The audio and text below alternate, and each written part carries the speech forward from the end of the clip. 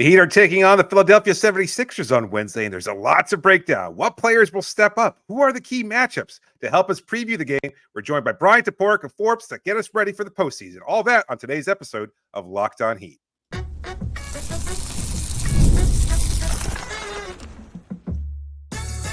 You are Locked On Heat, your daily Miami Heat podcast, part of the Locked On Podcast Network, your team every day. Thanks for making Locked On Heat your first listen every day. Welcome to Locked On Heat, your daily podcast on the Miami Heat. I'm Wes Goldberg, editor at allyoucanheat.com. Joining me as always, credentialed Heat media member David Ramil. However you're tuning in, YouTube, Odyssey, or your favorite podcast app, thanks for making Locked On Heat your first listen every day. Today's episode is brought to you by Monopoly Go. I have a competitive side, and it's a big fan of Monopoly Go, the mobile hit twist on classic Monopoly. So join your friends and download Monopoly Go now for free at the App Store or Google Play. We're joined by Bryan Toporek today. He's here to help us preview Heat Sixers in the 7-8 game on Wednesday night. As a refresher, for those who don't remember how the play-in tournament works, the winner of this game earns the 7th seed and goes on to play the Knicks in the first round. And the loser is going to play again on Friday. They'll face the winner of the Hawks-Bulls game for a chance to advance as the 8th seed and play the Celtics in the first round. So both the Heat and the Sixers very motivated to win this one on Wednesday night. We'll get to our top matchups, the possible X factors in this game, but let's start with the biggest question that you have going into this game. Bryan, you're the guest. We'll start with you. Sure. Well, thanks for having me, guys. I think it might be a cop-out, but it feels like the biggest question is just what percentage is Joel Embiid? He did not play Sunday against the Nets. They called it precautionary. He was supposed to be, or he was a full participant in practice both Saturday and Monday, so it seems like he will be okay, but he did have a knee scare on Friday against the Orlando Magic, left before halftime. I mean, his reaction did not look good. It looked like season over, Sixers season over. So, he came back from the torn meniscus recently. It's just always a reminder that one wrong landing, turn, whatever, and that's probably all she wrote for the Sixers. But if Embiid, if he's fine, and we'll just never get a straight answer out of the Sixers either way, then I think they'll have a real shot in this game. Yeah, it's kind of like, you don't know until you know, right? Until you see him start playing, and you're like, okay, I guess this is how he's going to look today, right? Yeah, I mean, they still refuse to say that he had surgery on his knee, so we will never, ever get any detail from the Sixers about Joel Embiid in terms of his medical Sounds status. like the Heat, David. Yeah, they're not very forthcoming when it comes to medical details. Is this like the ligament of Damocles just kind of hanging over Sixers collective fan base heads here? Like it seems like so much of the season is defined. Like there was so much optimism. He's on the MVP pace, and it's like, okay, this is it. Our first real, well, maybe not our first real, but a real legitimate title window maintaining open. And then all of a sudden the injury, and it's like, okay, this is it. This is disastrous for our chances this season. Yeah, I mean, it felt, when it happened, it was just such a bummer because, as you said, he was playing at an MVP caliber level. And he even said when he came back, like this injury was really hard for him mentally because he was playing at such a high level. And, he's come back and honestly has looked pretty good for a guy who missed 2 months. We know. Small sample, but he's actually been a really good three-point shooter, like much better than he was prior to the injury. So if that is sustainable, I think that's something to keep an eye on, especially if and when Miami goes zone in this game. But, he's been a much better passer under Nick Nurse this season. And I think that will be really helpful if Miami sends extra help his way. But he's also still getting used to a couple new teammates. I mean, he hasn't really played a ton with Kyle Lowry, Buddy Hield, or campaign. So especially that first game back, he was saying, like, I just didn't know where to pass the ball because I'm still getting used to these guys. I'm not sure where they're going to cut or when they're going to cut. So there's a lot of unfamiliarity that they need to kind of work through on the fly here as well. Yeah, kind of weird timing for Joel Embiid to come back. The one thing we do know about Joel Embiid is he's going to find a way to be productive as long as he's 65, 70% healthy. Like it doesn't take much. He's got that 3-point shot. He's got that mid-range game. He's got such great touch. And then if you get like sort of that dominant stuff near the basket, then that's when it just becomes like, oh wait, the Sixers are maybe the most dangerous lower seed in the Eastern Conference. But in terms of this one game, if I'm the Heat, I'm just planning on him scoring 30 points. Like somehow, some way, like we try to make it tough for him or whatever. But I think at the end of the night, he's going to walk out of the arena with 32 points. And 14 rebounds and 5 assists or whatever it's going to be. And that's just going to be the Joel Embiid night, however he gets it done. David, I don't think that we can say the same for Miami's star player, Jimmy Butler. And I think you and I have sort of the same question here is, does playoff Jimmy make a cameo for this play-in game? Yeah, you're exactly right. I mean, there's been a lot of talk, story in the New Yorker a couple of days ago. Today, as we're recording this on Monday, just hours earlier, Slam's cover has Jimmy Butler in an headband, not necessarily sporting the emo haircut he did at Media Day. And talking about playoff Jimmy, he's ready, he's here. We've seen a lot of noise coming from Jimmy, and not a lot to back that up over the course of the season.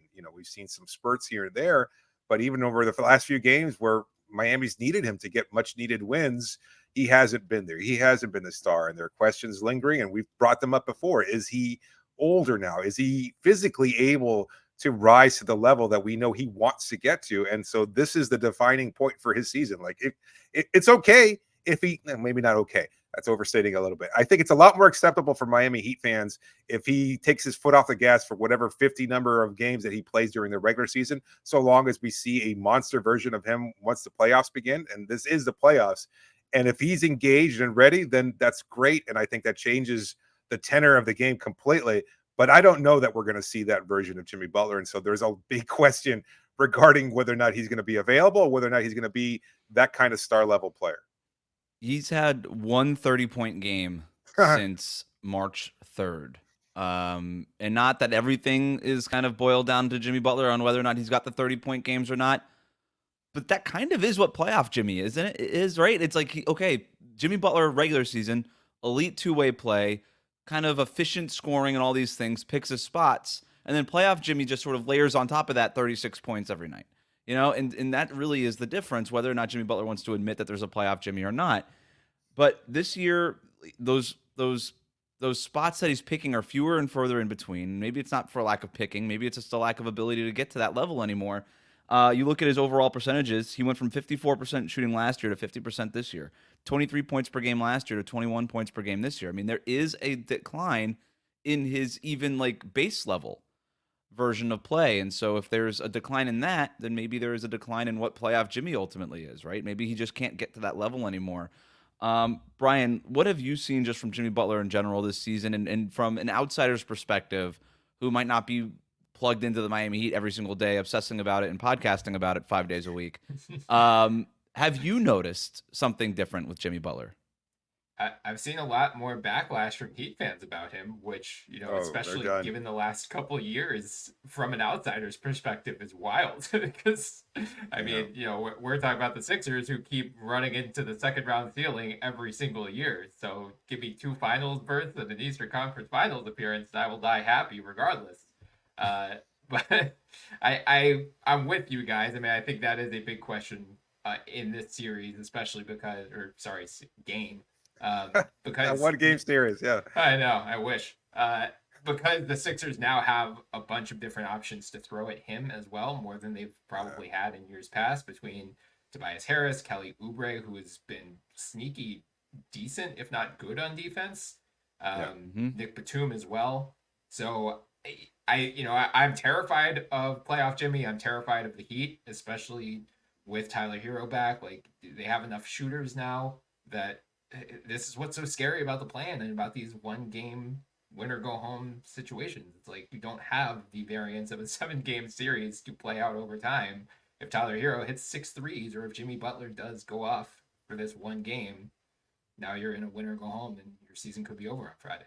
It's so interesting hearing it from the other side, David, because this is exactly what we talked about yesterday in terms of the Sixers. It's like, well, if Kelly Oubre just goes off for 28 points, then the Heat are screwed, right? Like, it is kind of just boils down to that. And I guess why I think it's a good place to start with the star players, with Joel Embiid and Jimmy Butler, because they create the floor, and then everybody else sort of builds on top of that floor, and maybe whatever each team builds ends up becoming a win.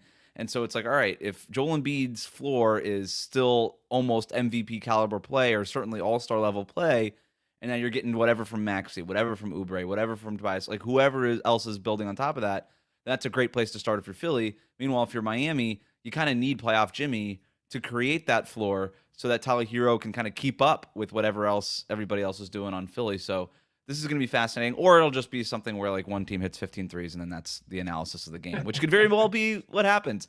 That Make or said, miss. Yeah. that said, we do have much more analysis to get to, including what is the key matchup in this game. We'll talk about all that. Plus, we'll get to our X factors later on Locked On Heat.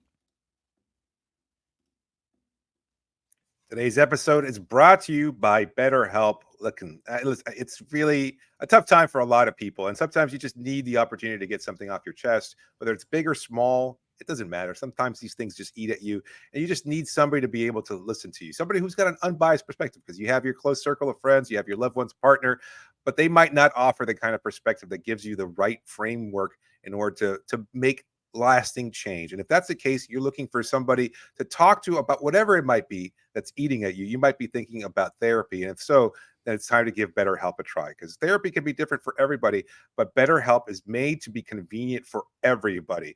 It's flexible. It's designed to be entirely online, suited to your schedule. You just go online, you enter a quick questionnaire, they match you up with a licensed therapist, somebody that's going to be there for you at the time that's most convenient for you. And if you need to change because your schedule differs in any way, you can make that change really, really quickly. It's so easy to use.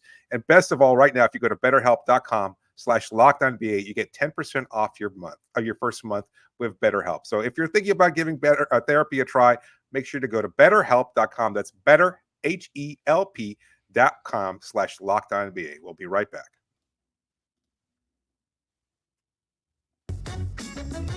Thanks for making Locked On Heat your first listen every day. Make sure you're subscribed on YouTube, on your favorite podcast app. Here with Bryan Toporek of Forbes Sports and Liberty Ballers to help us break down this big Heat Sixers play-in game on Wednesday night. We already got to our big question. Let's get to the key matchups from this game. Bryan, we'll start with you. Sure. Well, I think Joel Embiid versus Bam Adebayo is the obvious one, but since we already talked about Embiid, I want to focus on Tyrese Maxiell, actually. Let's do it. Because he was really bad in that Christmas Day game against Miami. 4 of 20 from the field, only 12 points. But the other 3 games, only 2 of which Embiid played, 30 points, 30 points, 37 points earlier this month. Also had 11 assists and 9 rebounds in that game, had 10 assists and 8 rebounds in the mid-March game. So yeah. Really, I'm just wondering from your guys' perspective, like who draws the Tyrese Maxiell assignment in this scenario, since this is kind of, I don't want to say it's win or go home because you have another game Friday, whoever loses, but it's win or face Boston or go home. It's so win or go home eventually. Yeah, it might as well be. So like with that in mind, does Jimmy Butler just take the Tyrese Maxiell assignment the whole game? It's a great question, Bryan, and I think it depends on who's available. Like Terry Rozier and Duncan Robinson might not be available for this game, and if that's the case, then they might start somebody like Caleb Martin, who can at least feasibly take on the Maxey assignment to start the game so that Jimmy Butler doesn't have to do it, at least in the first quarter. But if it's Terry Rozier and Duncan Robinson or Terry Rozier and Tyler Hero in that starting lineup, then I think Jimmy does probably just draw the assignment from the opening tip. So it'll be some sort of combination. You mentioned some of the past games that they played. I mean, Maxey going off these teams have met 4 times. Maxey has scored at least 30 points in 3 of those 4 matchups, right? And the one where he didn't was the earliest matchup. And as you know, Tyrese Maxey is just a simply better player than he was earlier in the season. He's shot 52% across the 3 games where he's scored 30 points. This dude's torched the Miami Heat, in other words. And so whatever they have done against him hasn't exactly worked. And you look at even the last game from a couple of weeks ago, Tyler Hero still had not returned. It was the last game before his return from the knee and foot injuries. But Maxey in that game goes off for 37 points on 15 for 26 shooting. He goes, according to NBA's matchup data, 4 for 5 against Caleb Martin, 4 for 5 against Terry Rozier, 2 for 4 against Haywood Highsmith, 2 for 4 against Duncan Robinson, 3 for 5 when he got switched onto Bam Adebayo, 1 for 3 when he got switched onto Nikola Jovic, 0 for 1 against Jimmy Butler, and 1 for 1 against Jaime Jaquez. So they put a bunch of different dudes on him. Part of that is just because of the nature of Miami's defense when they play zone. The NBA's tracking data just sort of credits like whichever guy is closest to him, so it's not exactly that either. So there's some noise in these numbers, but generally speaking, they try to put one of their longer wings on Tyrese Maxey, and if he plays pick and roll and he ends up getting switched onto somebody like Bam Adebayo, they'll live with it. They try not to let him get switched onto Nikola Jovic, but they'll live with it if they have to late in the shot clock. And so I don't know where they go. I'll be interested to see what they do with Haywood Highsmith.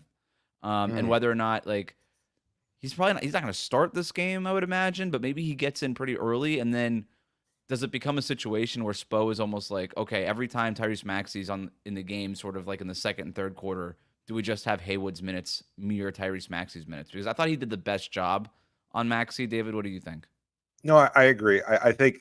I mean, we could see some DeLon Wright moments too. We've talked about that. That's a good call. He didn't really yeah, get much run in the last time. Yeah, right. No, he didn't. And he's got the length in theory. He can challenge Maxey a little bit, maybe force a turnover here or there to ignite Miami's weak offense with a fast break opportunity. So hopefully that's something that Miami can implement. As far as Highsmith and that matchup is concerned, like I worry about him having the kind of speed to be able to adjust. He's handled those kind of point guards in the past, but Maxey's on such a different level than most of the opponents that he's tried to guard from that perspective. So I don't know that he'll be comfortable in that, and he could get into early foul trouble, and that kind of takes him out as that kind of break in case of emergency, defender that you might need later on in the game. But there's not a lot of options, and the ones that do exist for Miami, none of them seem ideal.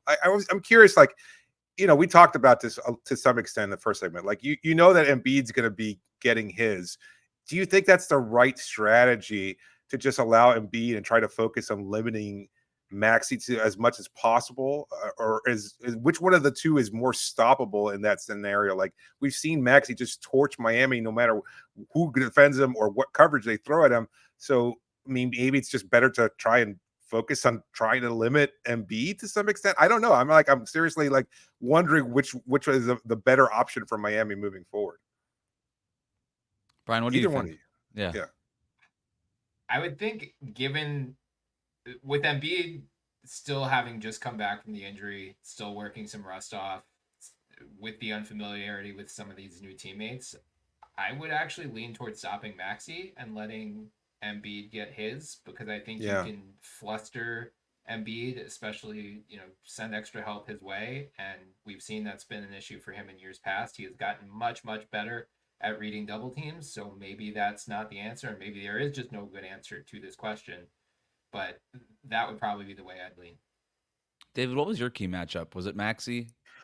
Yeah, it was Maxey, but given that we kind of broke it down, like even over a 1-game sample, and he's taken a lot of heat, no pun intended, from fans lately. But Eric Spoelstra versus Nick Nurse, and what we see in a 1-game sample, like that could be a really interesting one. We know that Nurse is capable of some really creative, outside the box thinking.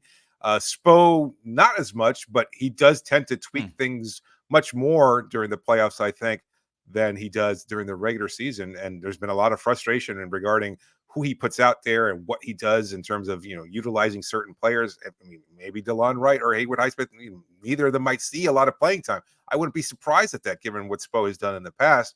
And so I'm curious to see how those two, knowing that this is such a crucial game for both teams to avoid facing Boston in the first round, like what do they do differently during this play-in tournament that they might not have done during the regular season? I would be surprised if the rotations were a whole lot different for either one of these teams, just because it's the play-in game. You're going to, both coaches are just going to play the guys that they've been trusting for most of this season anyway. And I actually think the whole rotation thing, and you know where I stand on this, David, it's so overrated. Okay, so what? DeLon Wright didn't play 5 minutes. Did the Heat miss out on the 6th seed because DeLon Wright didn't play enough? Probably not. Yes. It's so all that stuff is overstated. But I am interested to see, okay, when Maxey is getting in a rhythm, or if Tyler Hero is starting to kind of find a flow, what do the opposing coaches do in that point? Do they start pulling on those zone levers? Do they start pulling on, sending two to the ball more often, being more aggressive on ball screens? What, is Nick Nurse going to stick to that drop coverage, especially if Joel Embiid is a little bit limited? And if he does, does he, or if he doesn't, does he try to go small and switch things? And I don't think any of these coaches know what's going to happen. It's just going to depend on the flow of the game, right? And what kind of levers and buttons are they willing to push in a game with so much importance, with so much at stake, is going to be very fascinating. And both of these coaches have won championships. They've got the experience. They're not gonna shrink in this moment either. So I think it's a great call out, David. I think the coaching thing could end up being fascinating, and we might all be doing segments on it after this game is all said and done. That said, key matchup in the books. Who is the X factor for this game coming up Wednesday night? We'll talk about that next year on Locked On Heat. Today's episode is brought to you by Monopoly Go. We've all been there either as a player or fan. It's halftime and the scoreboard isn't looking good. You're feeling low. You're not sure if you or your team could pull out a win. And that's when you dig deep, you lift your head up and you say to yourself, time to get back in the game, pull off some bank heists, and take as much of my friends' money as I possibly can. That's right. The smash hit mobile game Monopoly Go lets you compete with your friends to get the most riches and the biggest empire. It's the Monopoly you love, but on your phone anytime with tons of new twists, including leaderboards to compare your progress to your buddies. There's so much to do here. You can play on countless dynamic Monopoly boards. You can make your friends bankrupt by smashing their landmarks with a wrecking ball. You can charge other players rent for your iconic properties. Who wouldn't want to be able to bilk your friends out of some money there? You can even work with your friends if you want to crack open community chests and in tournaments to get extra rewards and climb the leaderboard. So get back out there, put on your game face, and download Monopoly Go now, free on the App Store or on Google Play. We'll be right back. Sounds about like by the time you're done with this game, you're not gonna have any friends left. Jesus. Thanks for making Locked On Heat your first listen every day. Make sure you're subscribed on YouTube and on your favorite podcast app. Of course, we will be back on Wednesday night to recap the Heat Sixers game and everything that happens. We'll probably have one more episode before then, breaking down our end of season award picks. Will any Heat players get an award? Probably not. But we'll have the rest of the picks for you anyhow. All right, let's get to some of our X factors here in the game. Brian, let's start with you.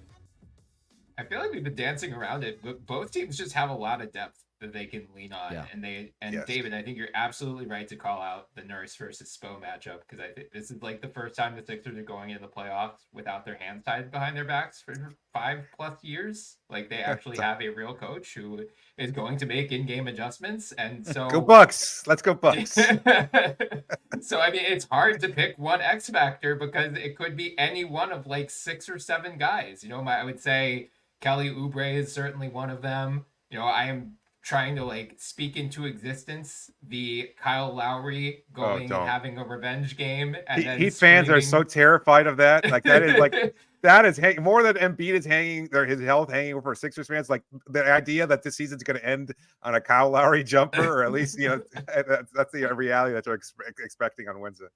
I need him to do that and then scream Terry Rozier over me right at Crispo or Pat Riley. That's really, it will come for a full circle here. But Tobias Harris is another one who's been honestly pretty bad for the last month or two without Embiid.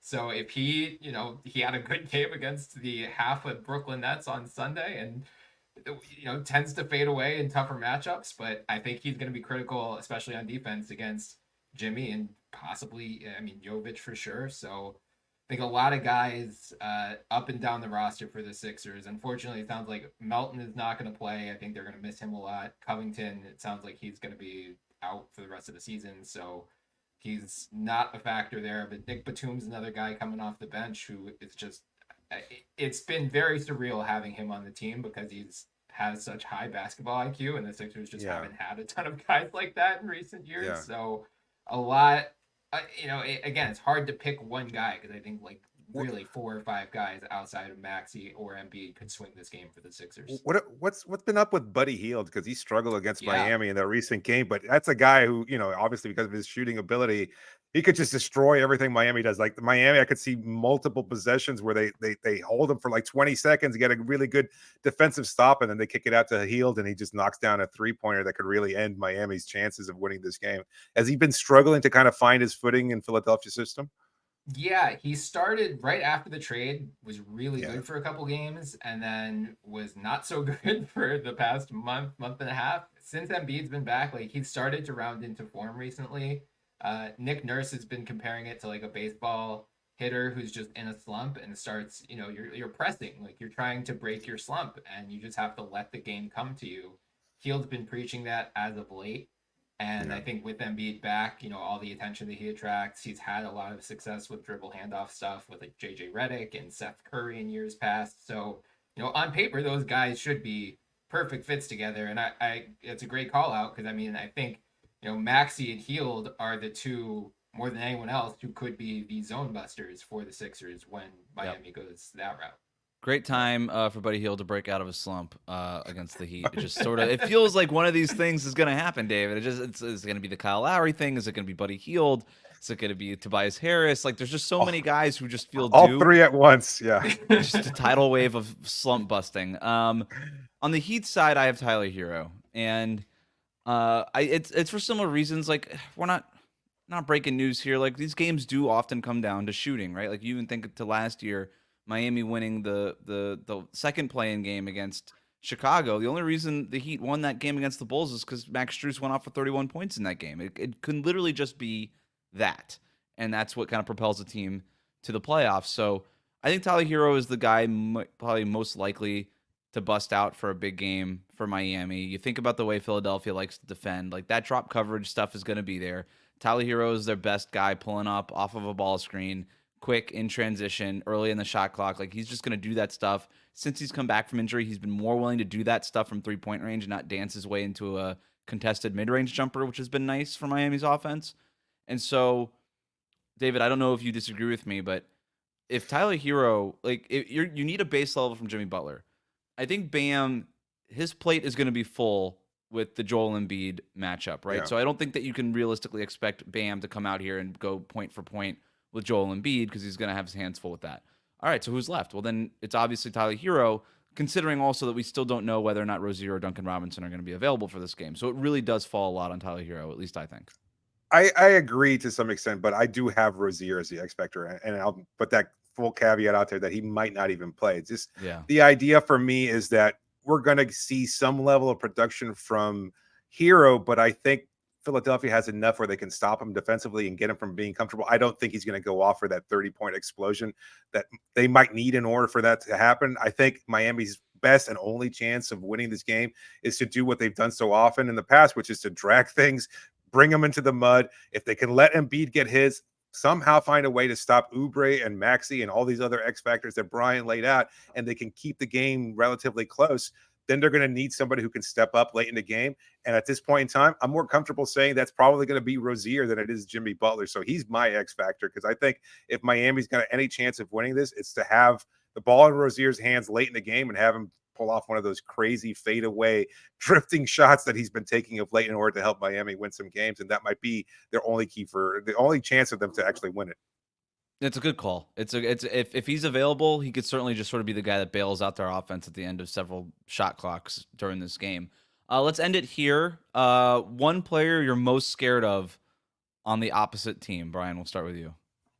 It has to be Jimmy Butler. I know, I know what's happened this season, but I still have Tobias Harris over me ringing in my ears. We've seen what playoff Jimmy can do. I just will not rule out Jimmy Butler or the Miami Heat until there are zeros on the clock and the Sixers have more points. It's amazing. Yeah, it's amazing. Zombie Heat. It really is like the what they have done to the rest of the league is just crazy. Like, every fan base is terrified of this team, and I get it.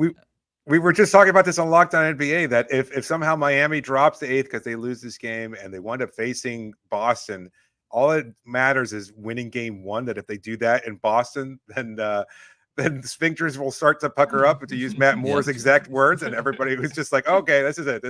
We've seen this happen before. We know what's going to happen with this Heat team. They have really, I don't think I've ever seen that in NBA history, a team that's just like, oh, wow, you just don't even want to give them a chance. And at the same time, they've never even won a title. It's just, that's not the usual thing for a team that's like on almost ran. It's like, wow, they're just really, they're going to beat us up and make things so difficult for us. So it's not about winning the title, right? It's about spoiling every other team's chances of winning the title, right? Like, that's the fear, is like they're just here to ruin our day. And maybe that's ultimately what this era of Miami Heat basketball is. And if that is it, then what an era it is. That's fine with me. David, do you want to answer the question, or you want to just leave it there? No, I like it, but I'll go with Oubre. To me, I think his possessions against Miami have been like momentum changing in a way. Like, it's just, they build off the energy that he brings when he cuts baseline. He gets one of those dunks, or if he's able to hit a short floater in the lane or knock down a corner 3. Like, they have been backbreakers. Like, you can expect Lowry to have 5 of 7 shooting, and he'll go for 10 points, 11 points, but you can kind of deal with that. You can accept that. It's just Oubre, Maxey, and Embiid. That's a whole other thing. But as far as like the guy on the periphery who's most dangerous to Miami's chances of winning, I have to go with Kelly Oubre. So I'll go with Oubre as well, but only because he looks like a supervillain, and he is on my all supervillain team. Would you like to hear who it is? Yeah, sure. Yes. All supervillain looking team. I'm not accusing any of these people for being up to no good. I am not doing Wow. that. Yes, you are. This is the all. It's almost worse what I'm doing. Is just making fun of how they look, but that's what we're doing here. Dyson Daniels. Agree or disagree? I could see it. Supervillain, like a young supervillain, like maybe what's that called, David? The prequel, the Yes, origin sure. story. Yes, the origin story. Villain Yeah, story. I can see Okay. it. Yeah. So I got Dyson Daniels there. Evan Fournier, obviously. Oh. Wow, it's because the hairline. That's such a tough hairline with the beard. Like just sort of like, I mean, that dude, he didn't play for like 2 years, so he's just got like these sunken, depressed eyes at this point. Like, just like he's like, what am I even doing here? He looks sad. Like it's like right before becoming the Joker is Evan Fournier. Googling too. You gotta factor that in. Right. Too. Yes. Yeah. It's his superpower. Yeah. Already mentioned Kelly Oubre. Boban, gotta have Boban in there, and then I've got Bobby Portis. Bobby Portis. Wow. Is a ooh, supervillain. crazy eyes. Crazy eyes. No Trey Young. Trey No. Young, six man on the. As a super hair. villain. That's a good call. Trey Young The is hair. yeah. I don't know. It looks like one of those movies, like like a baby is like super intelligent and it can take over the world or something like that. I don't know. He's not really dangerous. Like he's 5'11". He weighs 150 pounds. It's like, Right. He's like the super villain. swat him out of the way. Nobody's Yeah. scared of. I'm Like, just what do you- I'm thinking headshot. Yeah, go Headshot only. We could. Yeah. Okay. But halfway through his evil monologue, he has to go change his diaper or something like that. That's how I see it. It's like. Thanks for making Locked On Heat your first listen every day. Hit that subscribe button on YouTube. Follow us on your podcast app. You could follow Brian's work at Forbes Sports over at Liberty Ballers as well. You could follow him on the NBA pod. Brian, thanks for joining us. This was fun, man. Of course, anytime, and I hope we don't see you guys again.